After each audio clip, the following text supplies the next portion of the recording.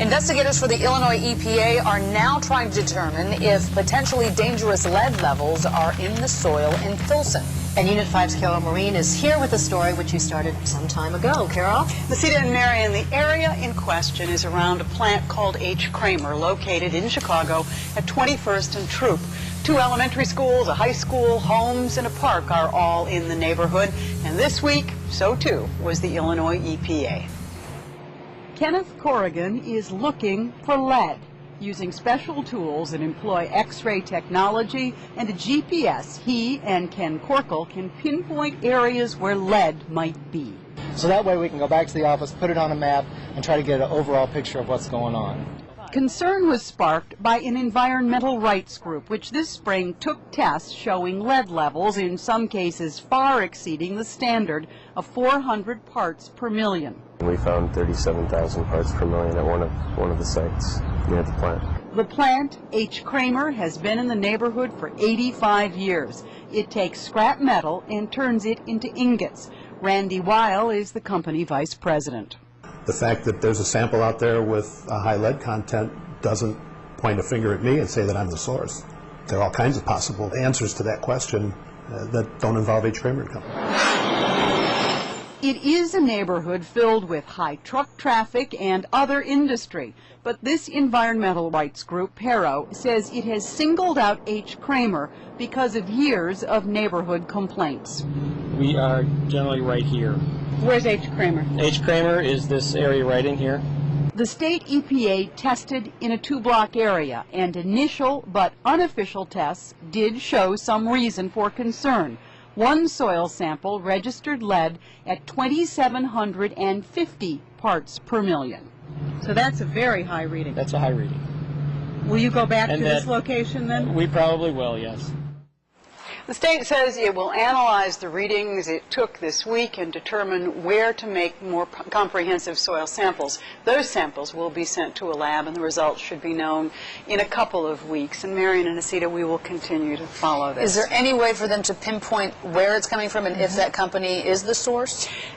They will try, but it's complicated in Pilsen because you have emissions from trucks. You do have other industry and other sources for lead. And so H. Kramer argues it's been a very good neighbor. It's done the proper things. The state will certainly take a look at this, and they are there because this environmental group took readings first. It's awfully close. All right. Thank you, Carol. Well, what's the issue put on the ballot? So we actually put an issue on the ballot in, let's see, it was it November 2004? Yeah, November 2004, so the November election. We put a question on the ballot. It was asking local residents just in this little area if they thought the H. Kramer facility, which I'll point out, if they thought that facility should be investigated for environmental abuses. And 95% of the voters said yes. So as a result of that, the aldermen and elected officials agreed to help us, and they didn't give us very much help, but they agreed to help us get agencies to basically give us a report about the company and what comes out of the company, what's its prior history. So we got not just the environmental agencies, but we got the health department, we got the federal, state, and local environmental agencies to give us a little report each that was due July 1st, as said in the little referendum.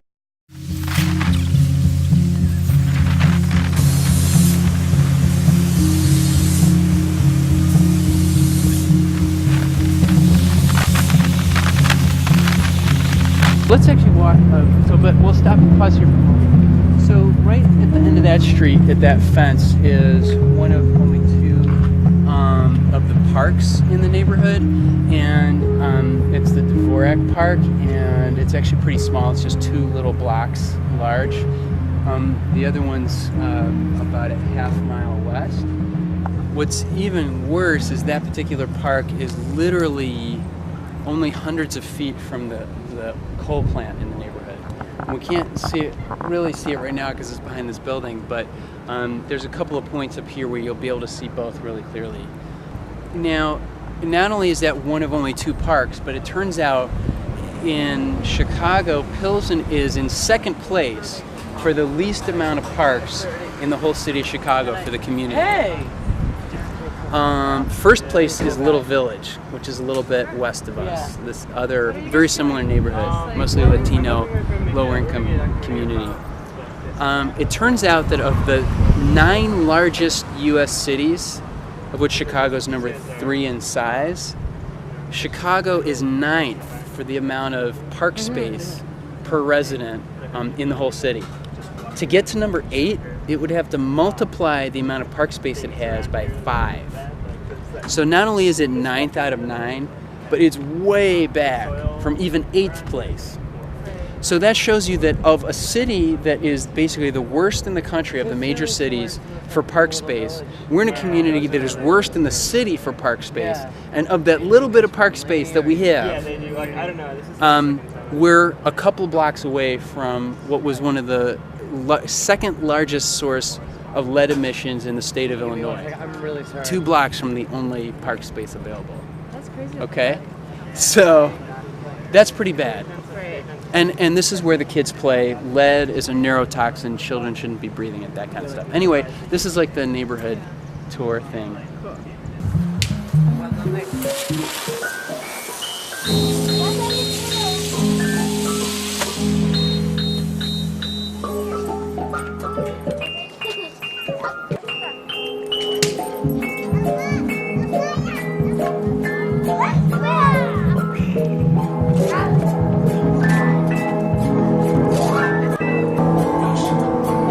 As we turn the corner here, you're going to see a huge brick building.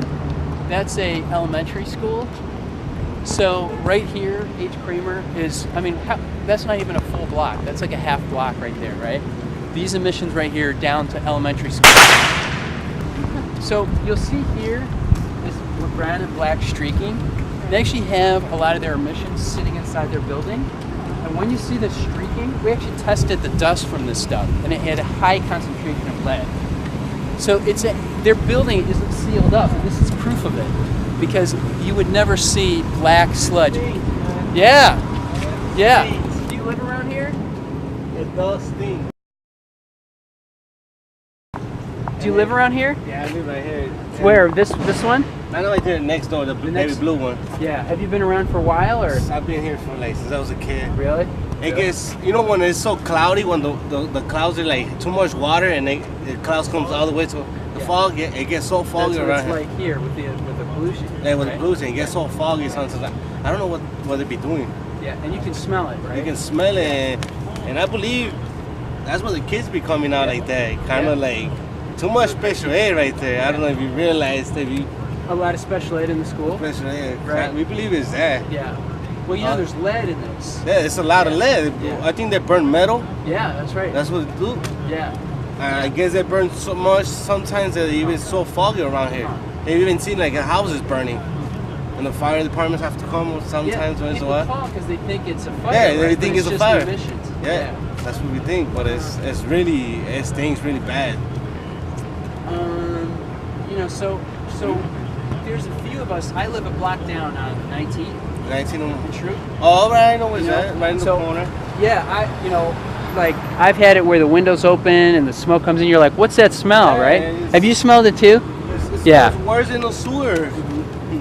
Oh, I know. So, do you want us to ever send you information when we're doing stuff about this? Do you want us to keep you in touch? I would like to, because our people from the community, we try to do something with it, but I guess our words were not too strong. So what they do is just put you on the side. We see what the city hall would do, and we went to court and all that. But I guess they got more power they got more money. So So when we talk about environmental injustice, we talk about, hey, if this plant right here was located in the middle of the north side of Chicago, where the wealthiest communities are in Chicago, where instead of an average income of around $27,000 or $29,000 per year, it was the average income up there is closer to $80,000 and $90,000 per family. If this coal plant was located in the middle of that community, do we really think it would be this hard to get it to clean up or close down? Right. Like the example you're talking about in South Illinois, where they did find extraordinarily high levels of lead and it was immediately dealt with. Whereas here, you've confronted them and they have the data and they're still not reacting to the problem because it's located in this particular neighborhood. Well, they won't tell you that. And not to defend them, but what they would say is, it's sort of like in the case down in Collinswood. You had a relatively isolated area. You had a company that was a lead smelting company at the site where they found the lead. It had been bulldozed like 50 years earlier, and then somebody later on bought the land and made the development. Now, in what IEPA would say, what they would say is, well, here you have isolated area, you have cornfields where there's no pollution, then all of a sudden you have this spike in lead pollution, and you have a set area, you have a company that's clearly responsible. They're like, look, this was like low-hanging fruit. It was easy to sue the company that bought that old company, which they did or they negotiated. Easy to sue them, we could get them to clean up, and then they pay for it, and then everybody's happy. That's kind of what they would say, versus here where they would say, look, we're opening a Pandora's box. If we clean up, let's say, 2 blocks or 3 blocks of polluted area, why don't we clean up 8 blocks or 10 blocks or 400 blocks? In other words, it's such a big problem that would cost literally billions of dollars just to solve the Chicago side of it, that it's like they don't even want to go there. That doesn't mean that that's right, or that they should be acting that way. Because if anything, think about it. How many residents are we talking about in Collinswood, Collinsville, that happen to buy new development right there? Are we talking about a couple hundred people, maybe, if there's 60, 80 homes there or something? Here, this ward alone is 40 to 60,000 people in the 25th ward alone. There are 50 wards in Chicago, That's 40,000 people living in this little area with lead levels that are the same as that little development down in Collinswood. So 40,000 low-income people of color exposed to lead here versus like a couple hundred mostly Caucasian folks down in the Collinswood. I mean, it's like they apparently don't want to go there. They just want to say, look, that's a city. So they saying, is that a way of saying, look, that's low income people of color, so look, we just can't do anything.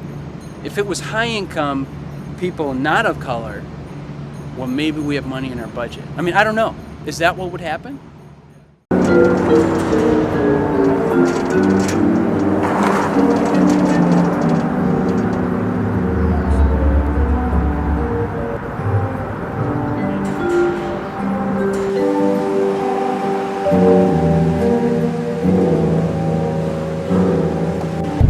Bueno, yo viví aquí 12 años. En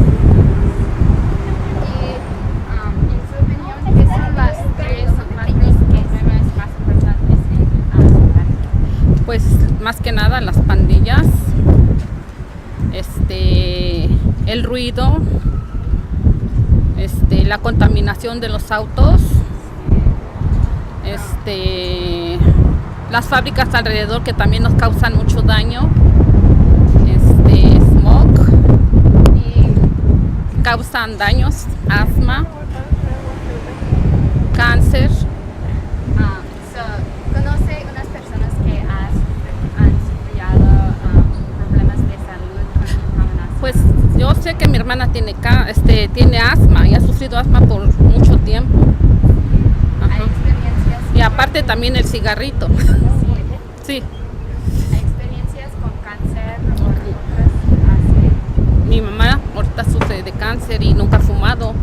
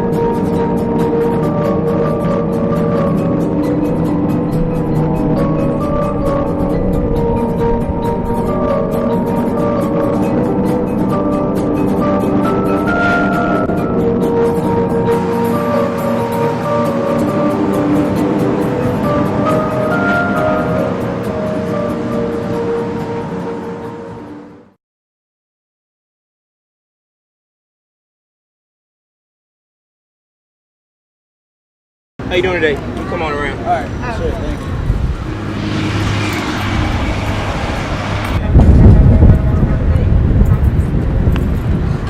Thank you very much. Are you Chris? Yes, I am. There it is for Mr. Kicker. From fires to floods and everything in between, the neighborhood of Pilsen, like the city it's helped to build, has survived and prospered, as Mayor Daley said, because of the spirit of its people.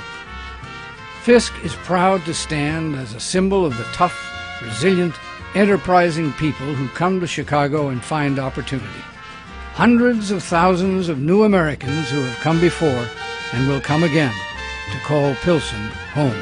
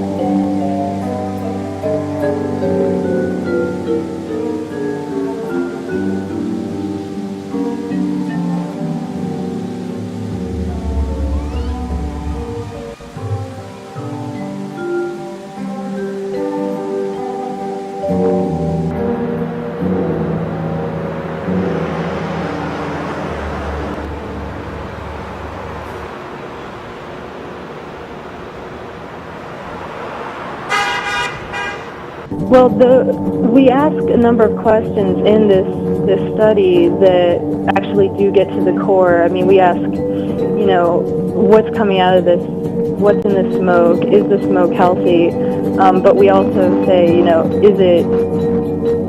What can you do to stop this? How can you modernize the plant? Is it right that this plant is operating in a residential neighborhood across the street from a school and a couple of blocks from a public park? And so we ask, I think a lot of our questions are rather hard-hitting, and if they are answered by the different departments, those answers should hopefully provide a springboard for taking real concrete action. We ended up having our questions split up into questions for the the Department of Environment, questions for Public Health, questions for Illinois EPA, US EPA, OSHA. And so right now it's in a fractured state, but we hope that we'll at least start getting a lot of the answers in July. And then there's a whole story about a big deal that was made last year in 2007 between the governor's office, the larger environmental groups, and the company H. Kramer. And that deal said that we're not going to force the coal plant to clean up until 2018, I think. And then so all the, and you wouldn't believe it, they were celebrating this. So, on an average of 42 people, according to that study, dying per year based on the emissions of these two places. So that was about 15 extra years or 13 extra years of emissions that they were going to be going before they were going to be forced to clean them up. So we didn't think that was a very good deal, and so we're still working to clean up, close down these plants immediately, and have things like that urban windmill factory go up in its place. So where we have basically zero local jobs coming out of this coal plant, but 100% local pollution coming out. If we close them down, we stop the emissions, turn them into basically a green jobs park where we locate manufacturing facilities and other companies related to environmentally friendly fields. That's our alternative,